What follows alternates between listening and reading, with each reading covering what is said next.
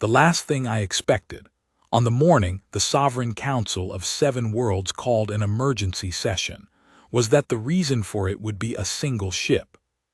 Not a fleet, not a war declaration broadcast across 11 star systems, one ship. And it wasn't even particularly large. I remember standing at the observation rail on Tier 3 of the council chamber, my stylus still in my hand from the morning's cataloging work, watching Admiral Thesivane grip the edge of the command table like it was the only solid thing left in the universe. She didn't say anything for almost a full minute. Neither did anyone else. The ship on the holographic display was roughly the size of a mid-range freight hauler. No visible weapon ports, no Verath pattern shielding array. No identification signal from any of the 46 recognized species registers. And it had come, completely unannounced, to within 300 kilometers of the Sovereignty's outermost navigation buoy, stopped there like it was waiting for someone to notice it, and sent a single message on the universal frequency band. The message said, translated as close as our linguists could manage, "We found you, we'd like to talk." That was how it started. That was how everything changed. Set up the Sovereignty.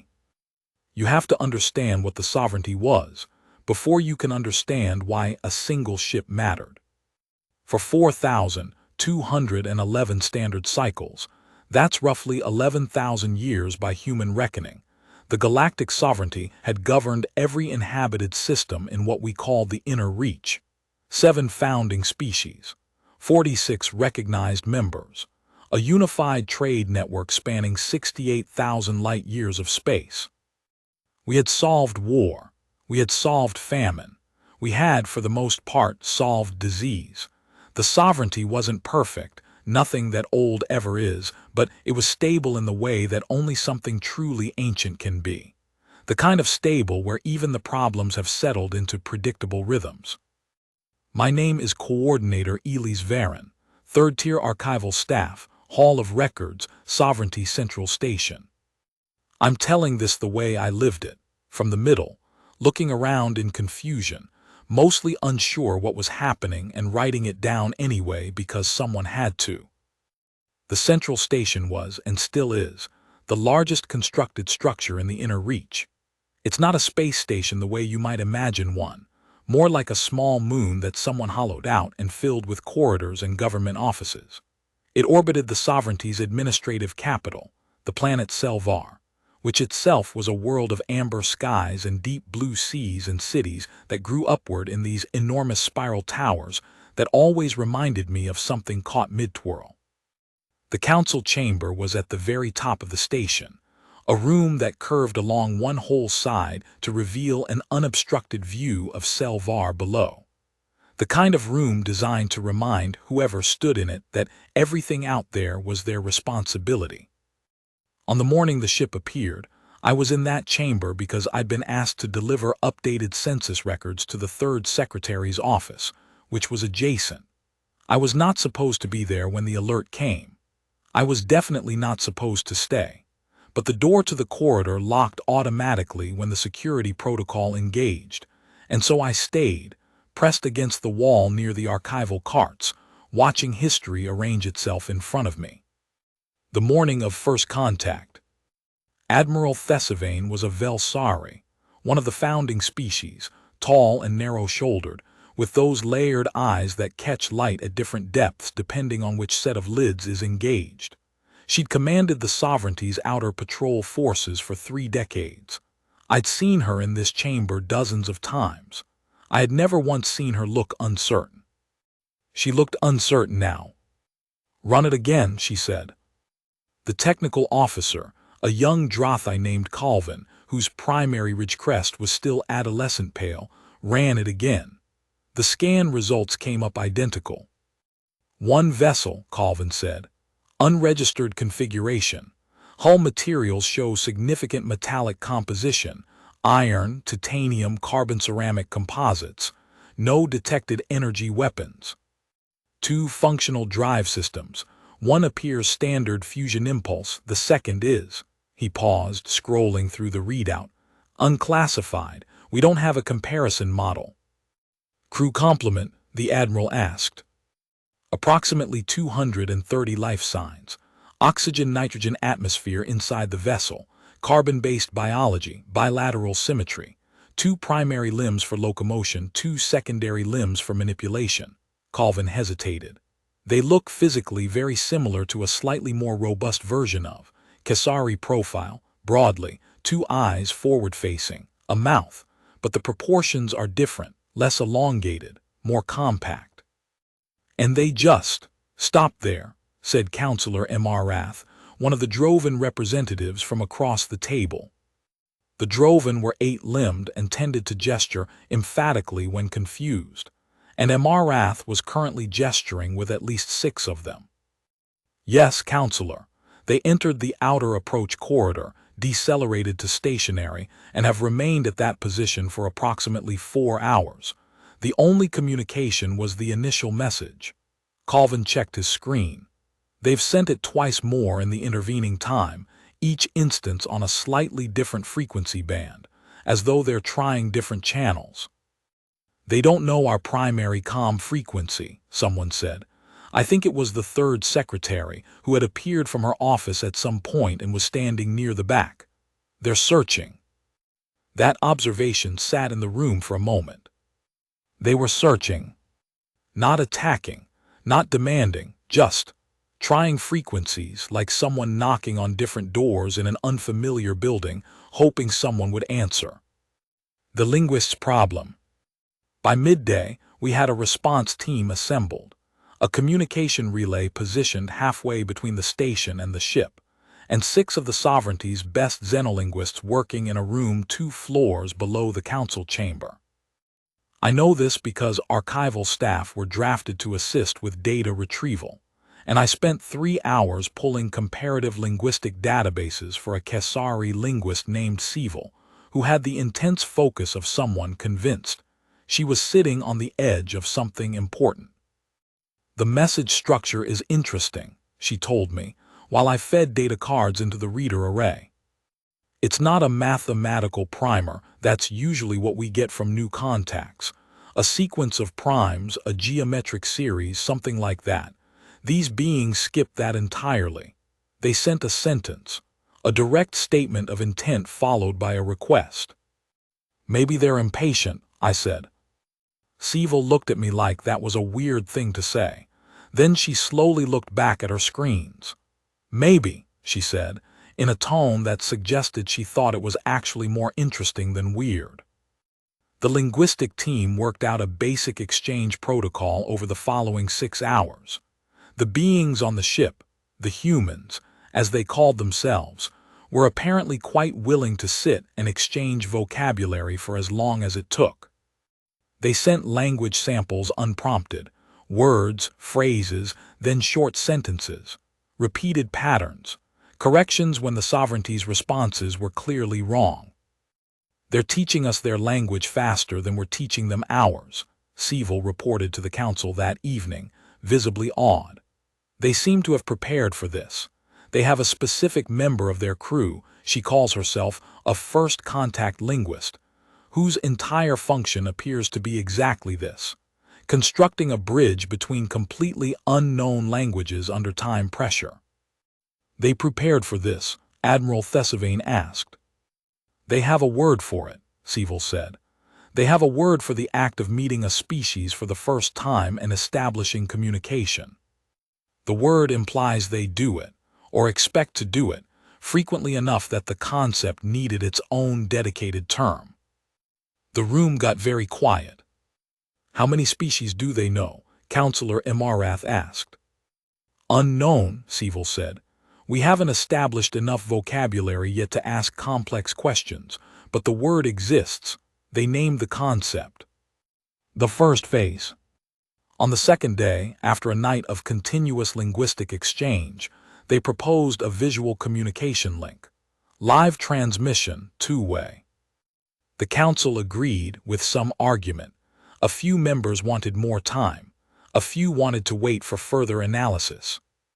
Admiral Thesivane said simply, that the beings had had 4 hours of direct approach during which they could have done anything to the navigation buoy and had done nothing, and that 2 days of peaceful language exchange probably constituted sufficient preliminary evidence of non-hostile intent. She was right, she usually was.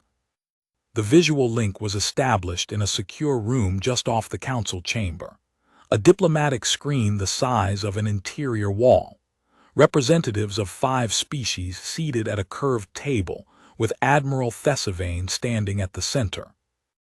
I watched through the interior observation window, pressed against the glass like a child at an aquarium. The screen flickered, stabilized, and the humans appeared. There were 3 of them seated in what looked like a small conference space aboard their ship. Metal walls, a table with curved edges, lighting that was warm and orange by sovereignty standards, almost amber, warmer than most of our species preferred. The one in the center was a woman. I worked this out later from context and vocabulary.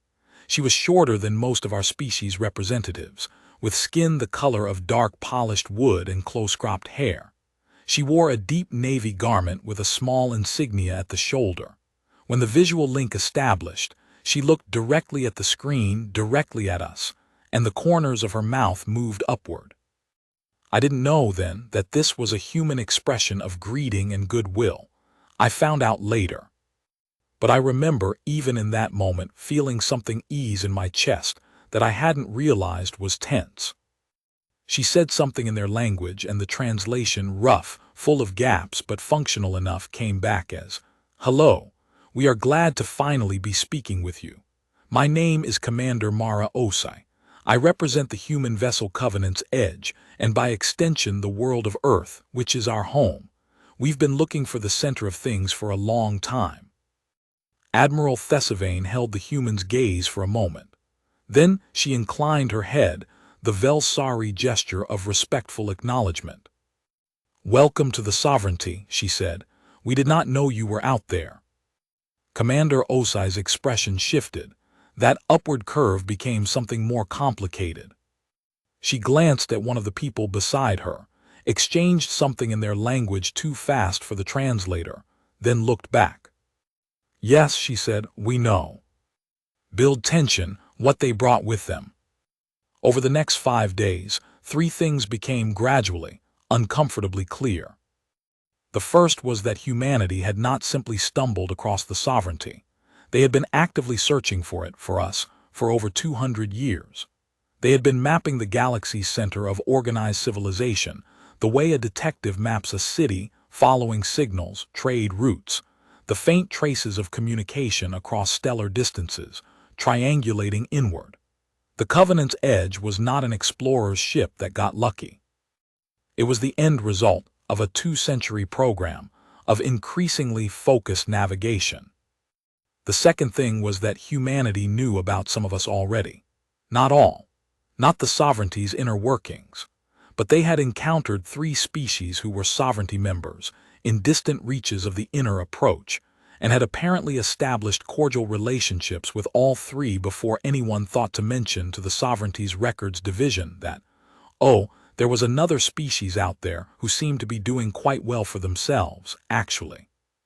The third thing, and this was the one that changed the tone of the conversations, was that the Covenant's Edge was not alone. It was just first.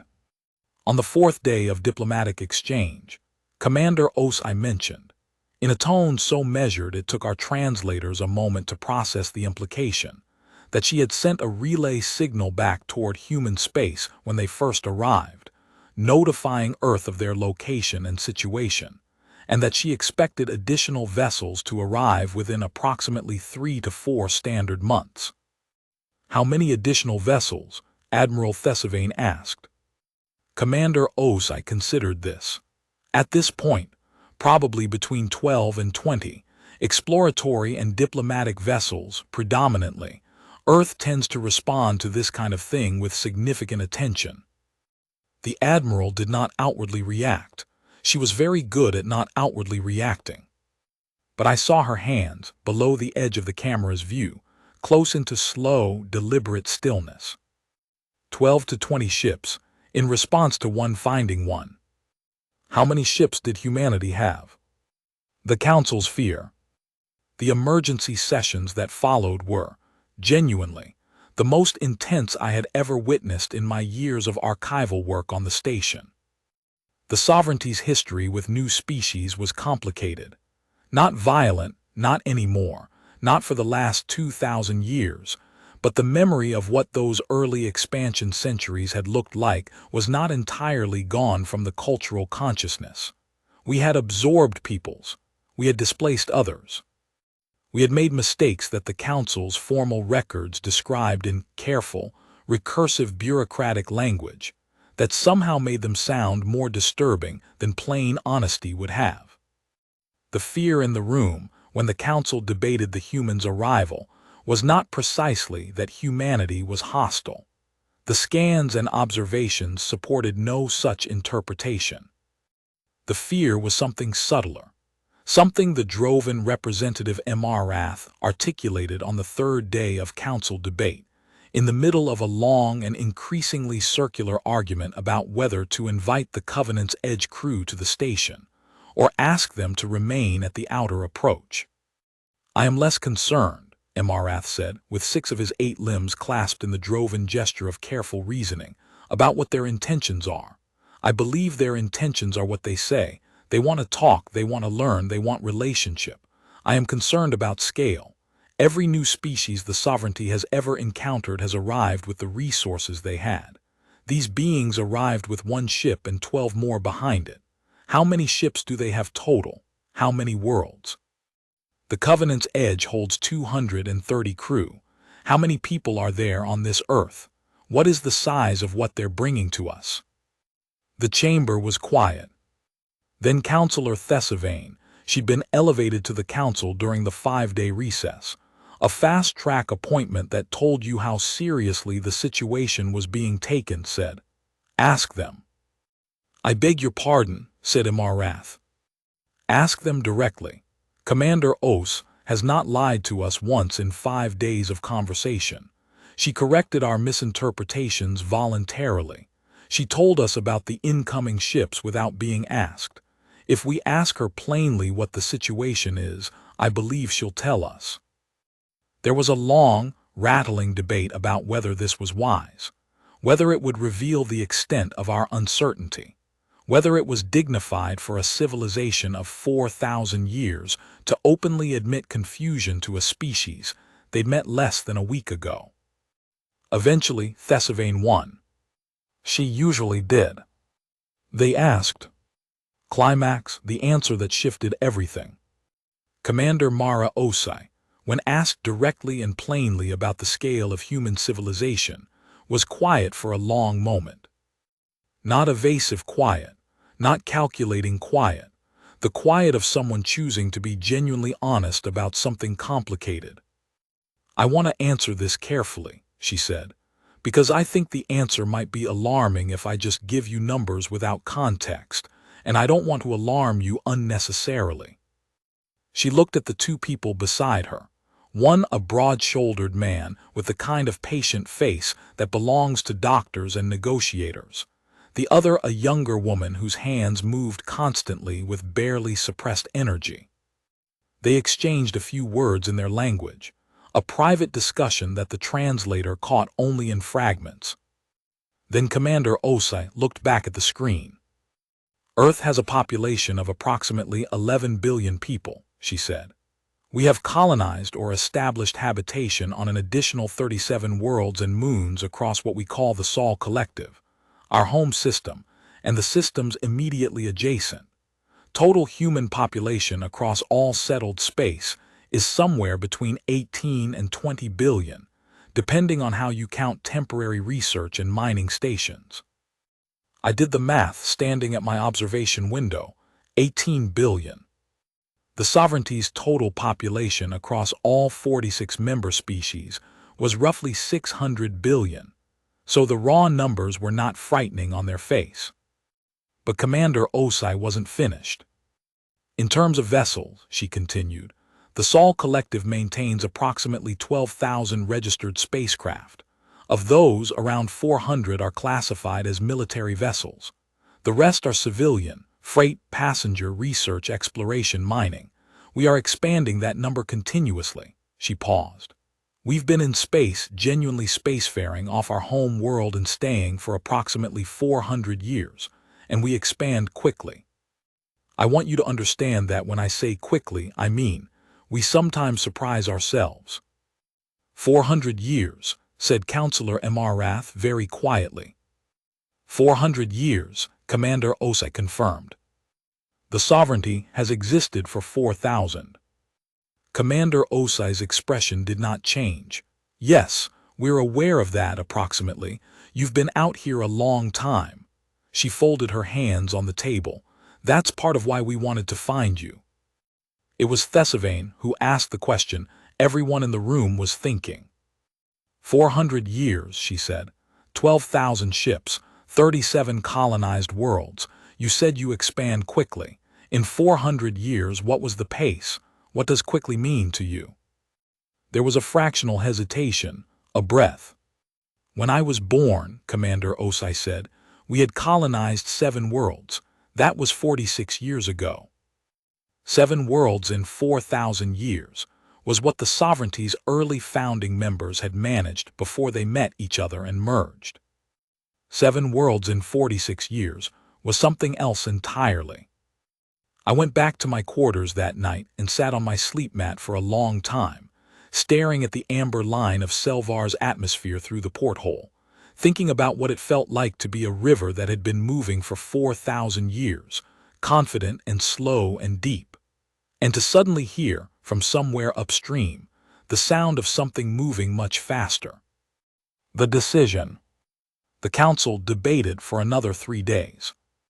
I know because I was still technically trapped in the archival duty rotation, which kept bringing me through the council chambers' adjacent corridors at all hours, and the light under the council doors was never out. There were 3 broad camps of opinion, as far as I could piece together from corridor conversations and the formal summary documents that passed through my intake station. The first camp wanted to proceed with extreme caution, establish a formal first contact protocol, maintain the humans at the outer approach, request they hold the additional vessels outside sovereignty space, proceed slowly with full formal process.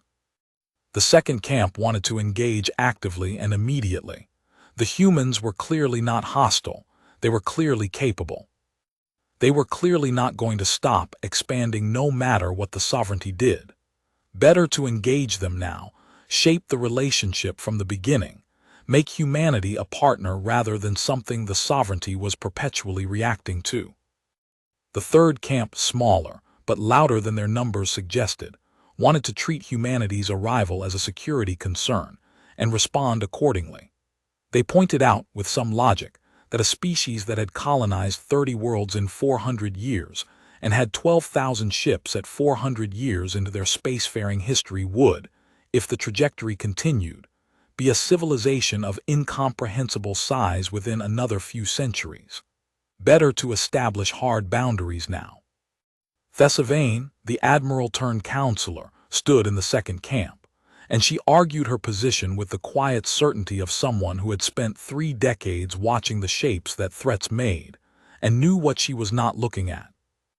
"This is not a threat," she said. In the closed session I was not supposed to hear through the poorly soundproofed archival anteroom. "This is a neighbor, a young, fast-moving, extraordinary neighbor who knocked on our door and smiled. The question is not whether we should be afraid. The question is what kind of neighbors we want to be to each other. And that question, unlike most security questions, is entirely within our control to answer well." She won, she usually did. The invitation. On the 9th day after the Covenant's edge appeared at the outer navigation buoy, Commander Mara Osai received a formal invitation, encoded in the sovereignty's diplomatic protocol, and also, at Sievel's insistence, translated into the humans' own primary language. The invitation was to bring herself and a delegation of up to 20 crew members to the central station for formal first contact proceedings. Commander Osai's reply came back within the hour. It said, "We accept. We'll need 3 hours to prepare. Also, one question before we come. Is there somewhere on the station we can watch Selvar from? I've seen it from the approach scans. It looks beautiful. We'd like to see it in person, if that's all right." Someone in the linguistic team apparently laughed when they translated this. I didn't hear it, but Seville told me about it afterward with the expression of someone who had just understood something important. "She asked if she could see the view," Seville said. "Yes," I said. Before a formal diplomatic reception, with all the political weight of first contact riding on it, her first question was whether she could see the view. "Yes." Seville sat back in her chair. She had the look she got when a linguistic pattern suddenly resolved into meaning. "They're curious," she said, "not just strategically, not just politically. They're genuinely curious, as a quality of the species. They want to see things." I thought about that for the rest of the day. The day they came aboard. I should not have been in Docking Bay 7 on the day Commander Osai's shuttle arrived. My work assignment was 3 floors up, but Seville had asked me, half-jokingly, to observe and report back, and I had taken that as permission, and I had walked to a lower-level observation gallery that overlooked the docking bay from above. I wasn't the only one. There were staff from a dozen different departments crowded into that gallery, pressed against the transparent barrier, in complete violation of several standing directives about non-essential personnel near active diplomatic events. Nobody official came to remove us. I think the officials were too busy being elsewhere, also watching. The human shuttle was smaller than I'd expected from the Covenant's edge scans. Compact, slightly battered-looking, the kind of vehicle that had clearly been used many times in many conditions. It docked neatly, with a competence that suggested the pilot was very good and also completely unbothered by the elaborate, historically significant nature of what they were doing. The docking bay was arranged for formal reception. Protocol officers in full ceremonial dress, a diplomatic honor guard, members of 4 species, standing in the precise formation that sovereignty protocol demanded for a first contact welcome. The floor had been polished to a mirror shine. Someone had, bafflingly, arranged light panels to emit in the full-spectrum blend that hit the vision optimum of all 7 founding species simultaneously, which made the room look slightly sunlit in an impossible, pleasant way. The shuttle hatch opened. Commander Osai came through first. She was taller than I'd expected. The screen had somehow not conveyed her height. She wore that deep navy uniform with the shoulder insignia, and she walked with the easy, straight-backed confidence of someone who had stood in important rooms before and was not intimidated by important rooms. She paused at the base of the shuttle ramp, looked up and around the docking bay, took it all in, and that expression came back, the one that curved her mouth upward at the corners. Not nerves, not performance. Genuine delight at finding herself somewhere extraordinary. Her delegation came out behind her, 19 more humans in varying uniforms or professional dress, and every single one of them in those first few seconds did the same thing she did. Stopped, looked around, took in the scale of the station, the different species in the honor guard, the alien architecture, the impossible light. Every one of them looked like they had walked into their favorite dream. The broad-shouldered man from the screens, Dr. Theo Marchetti, their chief scientist, I learned later, put his hand briefly over his sternum and breathed out slowly, like he was steadying himself against the weight of the moment. The younger woman, communications officer Di Young Shin, had her head tilted up, studying the ceiling architecture with an intensity that looked less like politeness and more like she was memorizing it. One of the humans, a young man near the back of the group, with warm brown skin and the lanky build of someone still growing into their height, quietly grabbed the arm of the person next to him and just pointed upward at the light array. No words, just pointed. And then Commander Osai stepped forward to meet the sovereignty's welcoming delegation, and the formal proceedings began. But I watched the others in her group, and what I saw was this: every single one of them was paying attention. Not the performed attention of diplomacy, where you watch the speaker and think about your next line. Real attention. The kind where your eyes keep moving because there are too many things to look at and you don't want to miss any of them. They were watching all of us the same way we were watching them. The confrontation that wasn't. I need to tell you about what happened in the afternoon of that first day, because this is the part that doesn't appear in the formal diplomatic record, and I think it matters. After the morning's formal reception, the human delegation was given a tour of the public sections of the station. I was assigned to Sievel's linguistic team as a runner for the afternoon, which meant I was part of the tour group in a supporting capacity, and I was there when it happened. We were in the Hall of Historical Records, one of the large public galleries that displayed the sovereignty's 4,000-year archive through visual installations and artifact display cases. It was, I was aware, a slightly pointed choice of tour location, a reminder of the sovereignty's age and depth. Dr. Marchetti had been moving slowly through the gallery, reading every display plaque with the thoroughness of someone who had been waiting their whole career for exactly this library. Commander Osai was with him at one point, and then she drifted ahead, reading a display about the third expansion period, roughly 2,000 years ago, when the sovereignty had extended into what was now the outer administrative regions. She stopped in front of a large visual installation, a map of the sovereignty's growth over time, shown as a spreading warmth across a star chart, cycle by cycle, world by world. Behind her, from one of the official tour guides, a senior protocol officer named Vostell, came the quiet, measured voice delivering the standard presentation. The sovereignty expanded through a combination of invitation and integration, Vostell was saying. New species were offered membership according to the terms of the Selvar Accords. All current members joined voluntarily and are represented in council. Commander Osai turned. She looked at Vostell with an expression I had come to read in these few days as her thinking face, the one that meant she was about to say something real.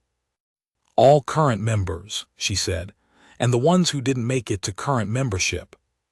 The gallery got somewhat quiet. Vostell was a protocol officer of long experience, and his face showed nothing. The early expansion period involved certain conflicts, he said, carefully. Those are documented in the archival sections of this hall. Yes, Commander Osai said. I'd like to see those too if there's time. She said it without edge, without challenge. She wasn't picking a fight, she was just asking. With the same directness she'd used when she asked to see the view of Selvar, as though the difficult parts of history were just more rooms she wanted to visit. Vostell was quiet for a moment. Then he said, with something in his voice I couldn't quite name, "Of course, Commander. We can arrange that." She nodded, a human motion that I'd by now learned meant acknowledgement and thanks, and went back to studying the map.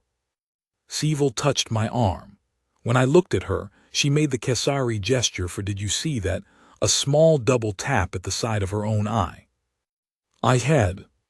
Commander Os hadn't just asked to see the difficult parts of the archive out of politeness.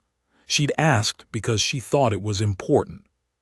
Because whatever kind of relationship humanity was here to build, she wanted it built on what was actually true about the sovereignty, not the polished 4,000-year highlight reel. That was, I realized standing there, a very specific kind of respect. Selvar from the observation rail. At the end of the first day, someone did take the human delegation to the Tier 3 observation rail, the one that curved along the council chamber's exterior wall, facing Selvar. I was in the archival anteroom, wrapping up the day's work.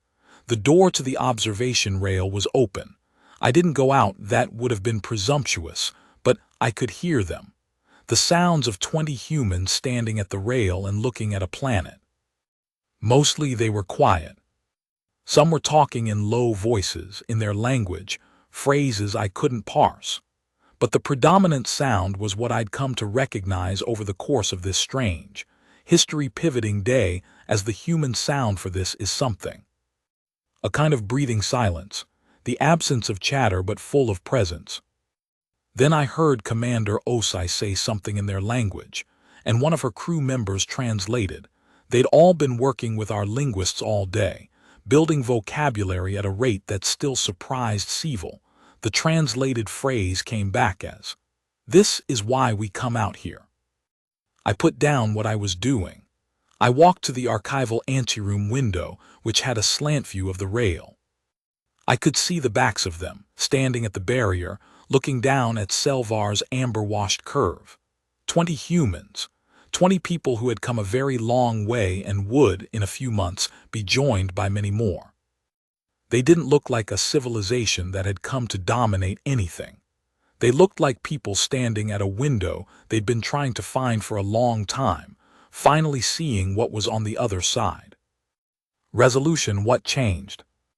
In the weeks and months that followed, the sovereignty adapted, sometimes gracefully, sometimes not, to the reality of humanity. The 12 ships arrived, then 7 more. Not warships, research vessels, a diplomatic frigate, 2 long-range colony survey ships that had apparently been sent along on the theory that you might as well look while you were out here.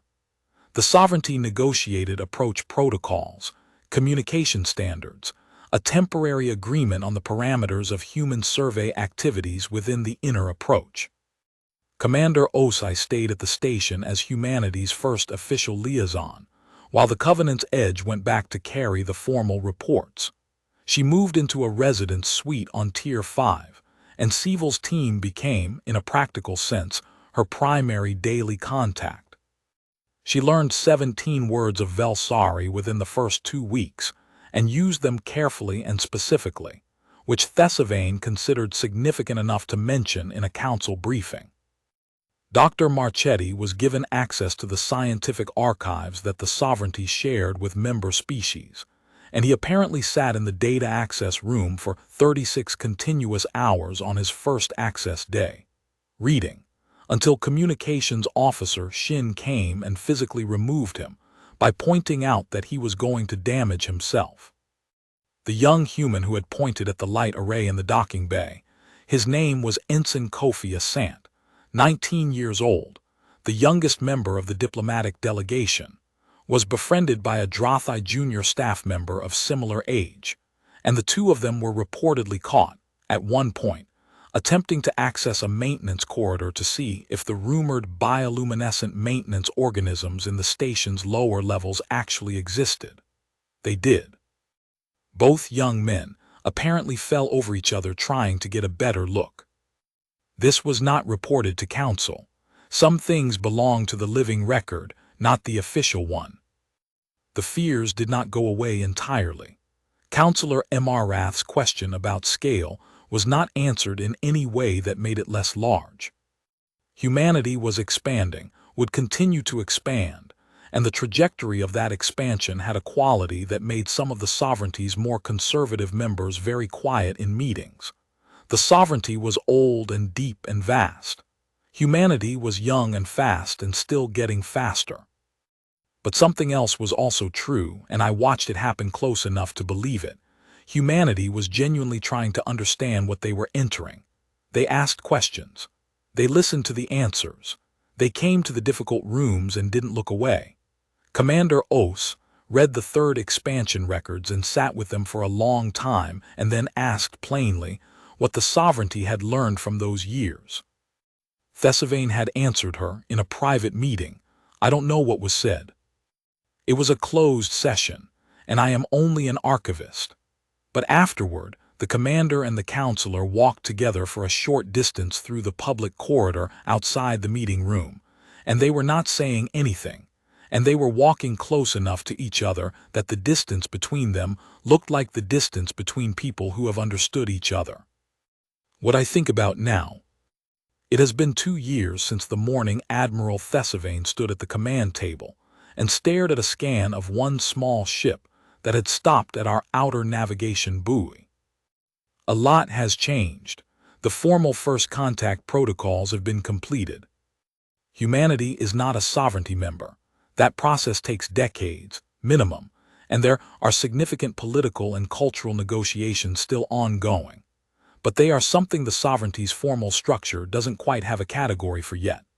A recognized independent civilization in active relationship, with growing trade agreements, cultural exchange programs, and a jointly administered research project in the neutral zone between the inner approach and the Sol Collective's outer reach. There are approximately 400 humans on the central station now. They have their own small district. They called it, typically, the Crossroads, which Seville found linguistically charming. And it is the noisiest, most argument-prone, and apparently most food-diverse section of the entire station. Because humans, it turns out, care very much about what they eat and will go to significant trouble to have access to what they consider proper meals, and also seem completely willing to try eating anything that any other species considers a proper meal, which has led to a small culinary exchange program that nobody formally sanctioned, but which everybody quietly appreciates. Ensign Asant has been promoted to lieutenant. He is still friends with the Drothi junior staffer, whose name is Calvin Min, and who now works in xenobiological studies and credits Asant with pointing him toward it. Dr. Marchetti has published, in collaboration with 3 sovereignty scientists, a paper on a propulsion principle that apparently neither humans nor the sovereignty had independently figured out, which they developed together in 6 months of working in the same archive room and arguing constantly. The paper is regarded as significant. Thesivane read it and told the council it was the best argument for the value of this relationship she could think of. Commander Osai is still the human liaison. She has learned enough Velsari to have simple, full conversations, and sometimes, when she and Thesivane meet in the corridor, they speak to each other in that language, Thesivane's native tongue, foreign to Osai, which is a kind of courtesy that people notice without quite being able to say why it matters, except that it clearly does. I have thought more than once about the thing Emarath said at the beginning of all this, about the fear of scale, about the question of what humanity was bringing and whether the sovereignty was equipped to receive it. I think the answer 2 years on is, partly, we are equipped for some of it we're still figuring out. Some of it is genuinely challenging in ways that the sovereignty's 4,000 years of experience did not prepare us for, because the sovereignty's 4,000 years of experience were built on the assumption that we were the most vigorous civilization in the galaxy. We weren't, as it turned out, we were just the oldest. There's a difference. But here is the thing I keep coming back to, the thing I witnessed firsthand and have not been able to set aside. Humanity arrived here the way the humans themselves arrive in rooms, looking around, paying attention, asking about the view and the difficult archives in the same honest breath, moving fast, yes, always moving fast, but moving with their eyes open. They found us because they were looking. They stayed because they were genuinely interested in what they found. And they came to the difficult rooms and didn't look away, which is, I have learned, one of the most important things you can say about any one species or otherwise. We ruled the galaxy for 4,000 years. We were slow and deep and certain and old. Then humanity arrived, young, fast, curious, and not remotely done becoming whatever they were becoming. And the galaxy, which had been turning at its old pace for longer than most of us could remember, tilted slightly on its axis. It's still turning, just differently now,